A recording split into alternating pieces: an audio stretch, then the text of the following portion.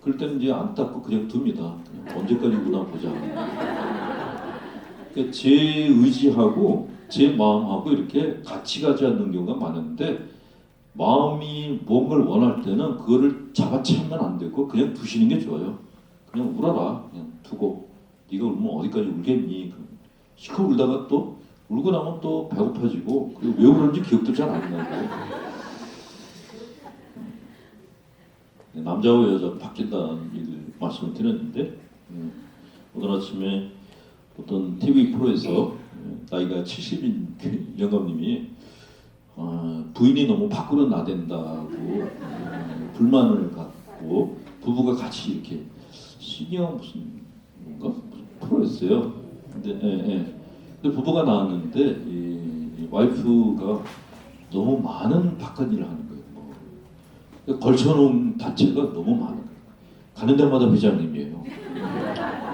근데 남편이 이제 그게 불만인 거죠.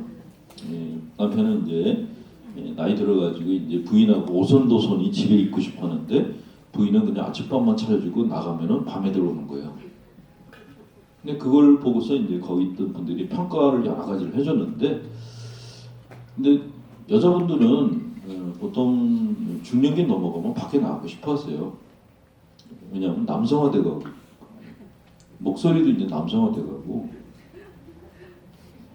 행동도 남성화돼가고. 젊었을 땐 지하철 타면 다리를 오므리고 타는데, 어느 때부터는 이제 다리를 벌리고 타요. 그게 이제 남성화돼가는 이게 조짐인 거예요. 근데 남자분들은 나이 들면서 다리를 오므리기 시작해요. 여성화돼가는 거죠. 그러니까 남자와 여자는 하나님이 참 잘못 만드신 게, 같이 길을 가라고 부부로 만드셨는데 마음은 정반대로 갑니다. 이게 힘든 거죠. 그러니까 사실 남편분들은 젊었을 땐 밖으로 돌아다니다가 실컷 돌아다녔으니까 이제 피곤하거든요. 그러니까 그 남자분들은 그러니까 나이 들면 이제 집밥이 맛있다 그러면서 집에 자꾸 들어오세요. 근데 부인들은 젊었을 때 실컷 밥을 해줘가지고 밥 한 개 질렸거든요. 질렸는데 들어와서 또 먹겠다 그러니까 그냥 밖에서 먹고 오면 어떠냐고. 그 남편들은 이제 나한테 대한 애정이 식었냐 그랬는데 식었죠. 월급도 10년 쓰면 지겨운데 수십 년을 같이 살았으니까 지겨울 만하죠. 그러니까 밖으로 도는 거예요. 이렇게 가능하면 안 부딪히려고 그러고. 형제님들, 그 형님들이 가끔 자매님들한테 큰맘 먹고 우리 같이 부부가 여행 갈까 제안하는 분들이 계시는데, 그냥 돈만 들이시는 게 좋아요. 부부가 여행 가면은요, 그 집이 글로 이사 가는 거거든요. 자매님들이 저한테 와서 개인적으로 불만 얘기하시는 게 그거예요. 그냥 여자들끼리 다녔으면 좋겠다고. 근데 부인하고 다니는 남편들이 가정적이냐면 그것도 아니에요. 같이 갈 남자가 없어가지고 부인을 데려가는 거예요. 그래서 저는 어떤 때 그런 생각이 들어요. 부부는 결혼하면서부터 따로따로 노는 훈련을 해야 되는 거 아닌가? 같이 다니는 것보다 따로따로 다녀야지 헤어질 때도 쉽게 헤어질 수가 있고. 아닌가? 혼자 사니까 그런 데 대한 마인드가 없어요. 저는 뭐 늘 혼자 다니니까 제 옆에 누가 있는 게 불편해요. 그래서 늘 이렇게 그 여행 가면 독방을 달라고 그러는데, 부부로 오신 분들은 부부가 떨어지면 큰일 난다고 생각하는 분들이 많더라고요. 특히 남편 쪽에서. 근데 큰일 안 나요. 그냥 자매들끼리 얼마나 잘 노는지 몰라요.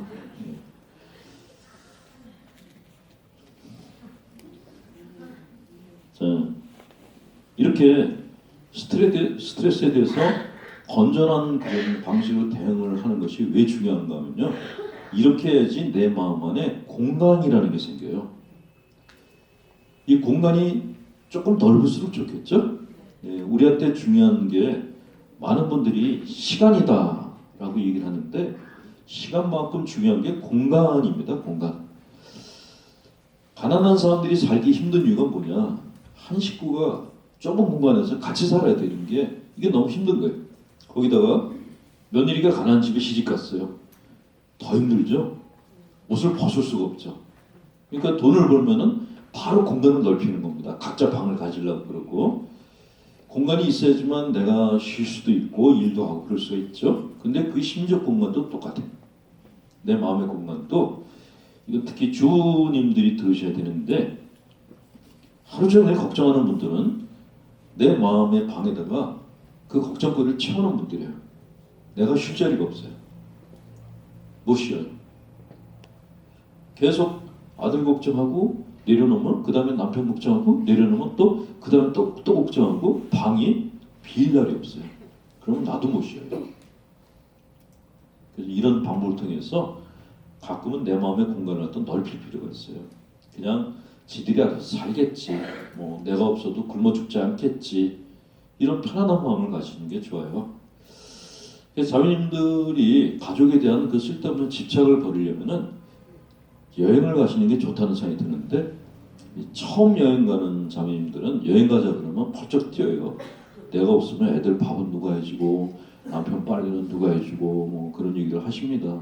근데 한번 갔다 오시면 그런 얘기를 다시는 안 하세요.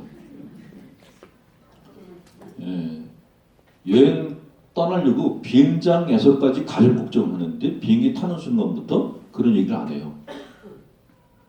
그리고 여행 다 끝날 때쯤이면은 벌써 집에 가는 거예요? 이런 얘기를 공통적으로 하십니다. 가끔 이제 심하게 주 컴플렉스에 걸린 분들은 반대의 반응을 보이기도 해요. 그러니까 여행 가 있는 동안에 계속 가족 걱정을 하는 거예요. 근데 그러다가 집에 왔는데 가족들이 너무너무 잘 지내고 있어. 그럼 열받는 거예요. 이것들이 나 없이도 잘 사네?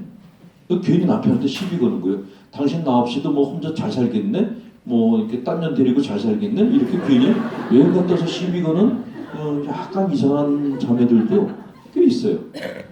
근데 대부분의 자매들은 안 그래요. 이렇게 여행 가면서 자기 마음의 공간을 갖다 비우는 법을 배웁니다.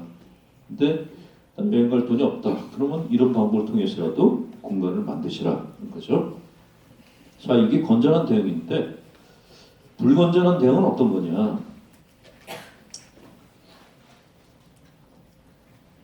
이게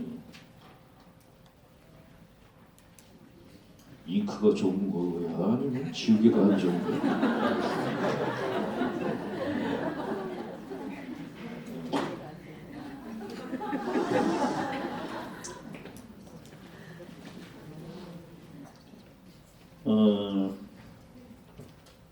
가장 안 좋은 방법으로 내가 안 좋은 상황을 닥쳤을 때 가장 안 좋은 방법으로 대응하는 게 아까 말씀드린 우울증이고 최악이 정신병이고 두 번째로 안 좋은 게 그 자해행위를 하는 사람이 있어요. 안 좋은 일이 닥치면 일단 감정 같은 게 마비가 됩니다. 느낌, 뭐 밥맛도 없어지고 살맛도 없어지고 그리고 자기 안에서 올라오는 감정들을 갖다가 누린다는 게 사치라고 생각을 해요.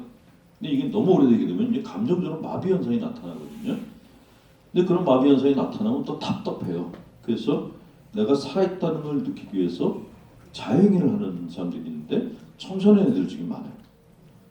청소년 자해행위는 죽으려고 자해행위를 하는 게 아니라 살아있는 걸 맛을 보려고 자해행위를 한다는 거죠.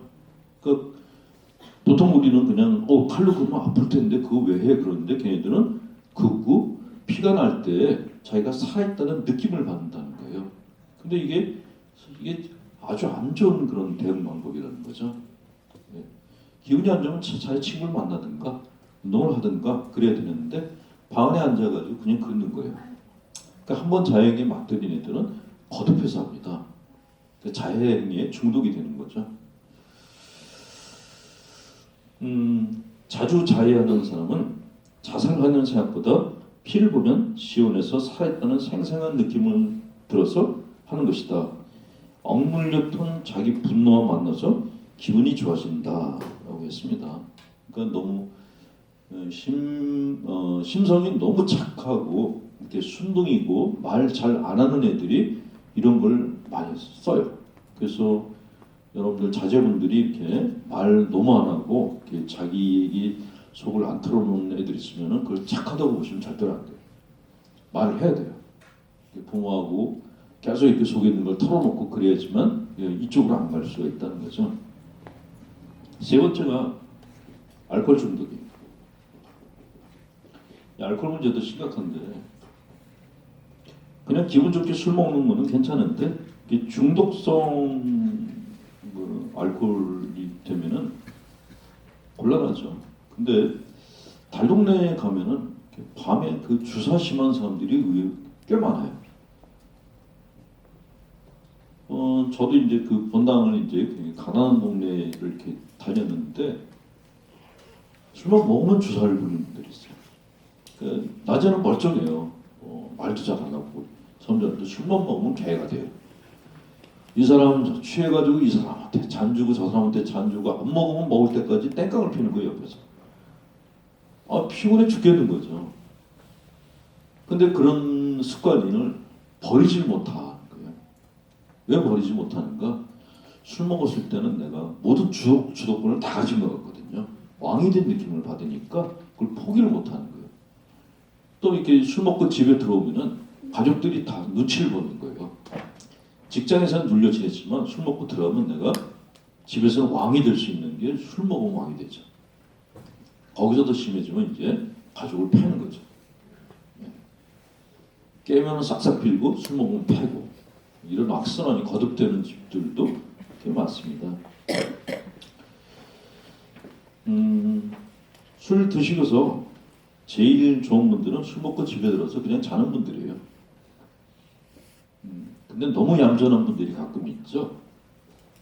술 드시고 주무시는데 자기 집이 아니고 남의 집 앞에서 남의 집에 들어간 것도 아니고 남의 집 그 아파트 앞에 옷을 얌전히 벗어서 개켜놓고 베개로 삼고 이렇게 잔대요.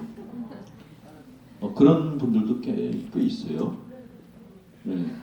신기한 거는 꼭 그렇게 잠자는 그 집이 자기 집 아래층이거나 옆집이거나 그렇다는 거예요. 그 먼데도 안 가고 어떤 분은 아파트 그 들어가는 입구에 거기서 이렇게 그 침구를 깔고 자기 옷을 깔고 자고 그런다 그래요. 관리하는 아저씨들이 깨워서 보내고 그런다 그러는데 그런 경우는 좀 얌전한 편이죠. 근데 그렇게 자다가 겨울에 동사하는 분들도 가끔 계시니까. 자, 네 번째로 최악이 자살, 슈사이드하는 거죠. 자살에 대해서 지금 우리나라도 그렇고 일본도 그렇고 거의 전 세계에서 자살자에 대해서 굉장히 이렇게 대응책을 강구하려고 애를 쓰고 있고 일본 같은 경우는 자살자가 줄어들고 있다 그래요. 정부 교육기관 할 것 없이 거의 모든 기관들이 이렇게 자살 문제에 대해서 집중을 하고 있고 그래서 자살자가 줄어들고 있다고 하는데 우리나라는 늘고 있대요. 그럴만하다는 생각이 들어요. 경제적으로 이렇게 불황이 계속되고 있으니까 너무 힘드니까 이제 죽음으로 모든 걸 끝냈으면 하는 그런 마음이 들 수도 있겠다라는 생각이 드는데 근데 이제 자살이 뭐가 문제냐면요. 죽은 당사자보다 남은 사람들이 힘들어요. 남은 사람들이 죄책감에 시달려야 돼요. 꽤 오래전에 어떤 그 가족들이 이제 오셨어요. 근데 그냥 당신들 얘기를 하다가 갑자기 이렇게 그 사람이 죽으면 자살을 하면은 구원을 받을 수 있냐고 묻더라고요. 그래서 자살하면 구원을 저는 이제 평소에 그 생각을 해본 적이 없어가지고 그냥 근데 물어보시는 게 아무래도 이제 식구 중에 누가 죽은 것 같다라는 생각이 들어서 자살하는 사람들이 보통 죽기 직전에 내가 자살하면 안 되지 하는 그런 생각을 갖는 경우도 있대요. 그러니까 우리가 예를 들면 이렇게 아파트에서 떨어지는 경우가 있잖아요. 근데 아파트에서 떨어지는 게 금방 떨어지는 게 아니고 떨어지는데 걸리는